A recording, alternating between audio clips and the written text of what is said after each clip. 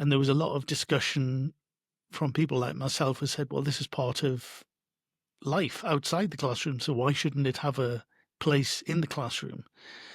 And that was quite interesting. I think those who argued for technology to be in the language learning process and classroom, I think basically won out, but that doesn't mean that it needs to be used all of the time. I think it's very, very important that it's only used in a kind of principled way.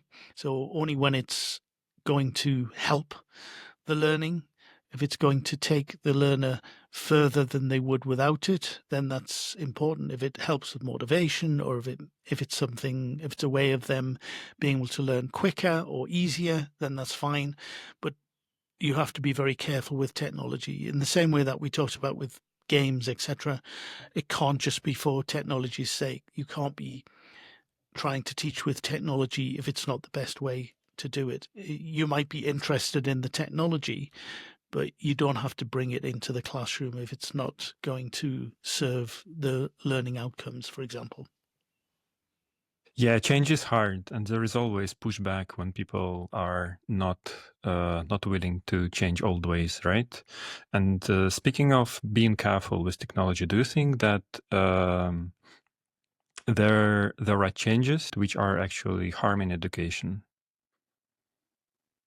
Yeah, I think from a very general point of view, usually anything that is brought into the classroom or the school or into education without careful thought about the reason for doing so, and as I said before, without careful thought about whether this is actually going to further the learning outcomes, whether it's going to be easier, better, more motivating to learn, is damaging.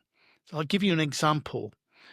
I once was at a conference presentation where someone presented an idea. There was a big screen and a VR headset, and he presented the idea of going into a classroom with one VR headset. One student wears the headset, the image is displayed on the big screen, and the other students talked about it.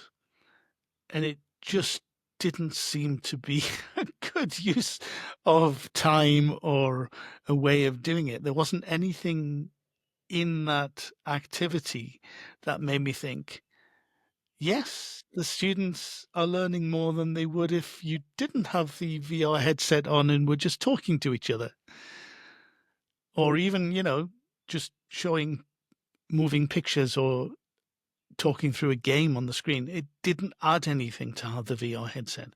So that was an example of someone who got a VR headset and thought, I can use this, and was determined to kind of bring it into the classroom to use with students, rather than thinking it through and wondering, is this actually going to add any value to the learning or teaching experience? And obviously it didn't. And there are lots of instances with that, I think. Tutor and Tech. Project about teaching languages, learning, technology, and how they co-evolve together.